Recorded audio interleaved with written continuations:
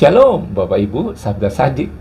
Kali ini dengan topik Yesus yang utama. Seperti biasanya saya ingin menceritakan satu cerita. Dan cerita kali ini adalah tentang seekor keledai. Ada seekor keledai yang dipilih untuk mengantarkan seseorang pergi ke satu tempat. Dan pada hari H tersebut, keledai itu membawa seseorang yang ada di punggungnya. Dan orang itu mulai mengendarai. Dan pada waktu dia keluar dari tempat itu, keledai itu merasa bahwa orang-orang memperhatikan dia. Dia merasa bahwa, wah, banyak orang kagum rupanya terhadap saya. Dan kemudian dia berjalan untuk mencoba keledai itu dengan gagah gitu. Dan benar, semakin banyak orang yang datang, semakin mengeluh-elukan. Dia merasa bahwa keledai itu merasa bahwa orang-orang begitu mengagumi dia dan mengeluh-elukannya. Pada waktu masuk ke dalam pasar pun dia nggak mengalami kesulitan. Keledai itu nggak mengalami kesulitan karena jalannya itu tiba-tiba terbuka begitu. Orang pada minggir ke kiri dan ke kanan dan memberikan jalan. Bahkan keledai itu melihat saking hormatnya kepada aku, kata keledai, jubahnya pun, jubah manusia itu pun dihamparkan untuk memberikan aku jalan.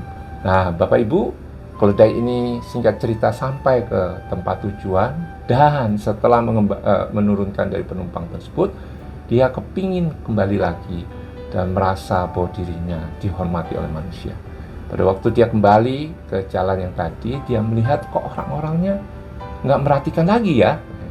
Oh, mungkin mereka sibuk, atau mungkin orang lain tadi yang bukan orang yang pertama tadi. Kemudian dia masuk di dalam pusat keramaian, dan orang-orang juga cuek.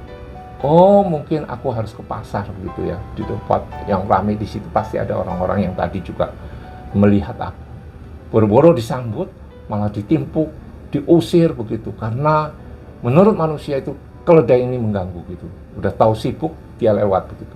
Bapak Ibu, kita pernah mendengar ada seekor keledai yang kemudian ditunggangin oleh Tuhan Yesus untuk masuk dalam Yerusalem, dan kemudian Yesus dielulukan. Cerita tersebut adalah menggambarkan bahwa kita seringkali lupa kalau toh kita berhasil di dalam pelayanan kita, ataupun kita berhasil di dalam pekerjaan kita, ataupun kita sekarang sudah punya usaha yang berhasil, orang-orang menghormati kita, atau mungkin kita punya jabatan, apakah sebagai Presiden Director, Managing Director, atau mungkin kita sebagai manajer yang merasa bahwa kita memberikan kontribusi besar terhadap perusahaan, ataupun kita sebagai pelayan yang dipakai oleh Tuhan.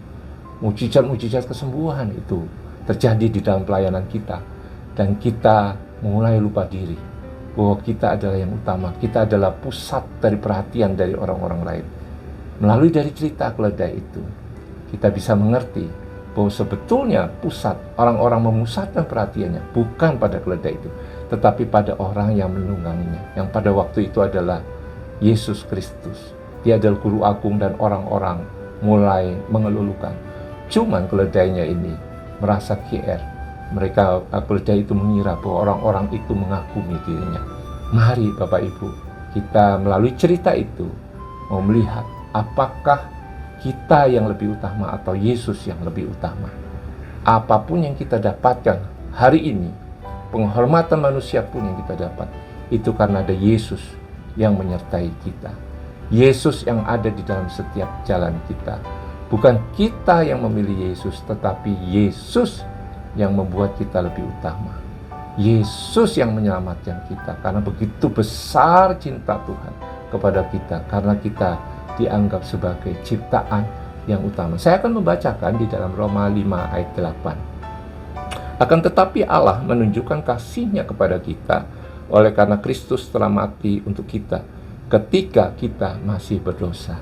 Ayat ini mengatakan, walaupun kita berdosa, tapi Allah membuat kita utama. Karena itu Dia menyelamatkan kita, mengampuni dosa-dosa kita, memberikan hidup yang kekal. Kalau bukan kita yang utama di hadapan Tuhan, apalagi dengan istilah yang tepat untuk itu. Oleh sebab itu, mari kita merenungkan, apakah saat ini kita merasa bahwa diri kita sebagai pusat dari perhatian orang, tapi firman Tuhan mengatakan bahwa Yesus itu yang sudah memberikan keselamatan pada kita, itulah yang menjadi pusat dari segalanya, bahwa Dia adalah yang utama. Mari kita merenungkan apakah di dalam kehidupan kita sudah membuat Yesus yang lebih utama. Karena Tuhan sudah mengasihi kita. Selamat melayani, Tuhan memberkati.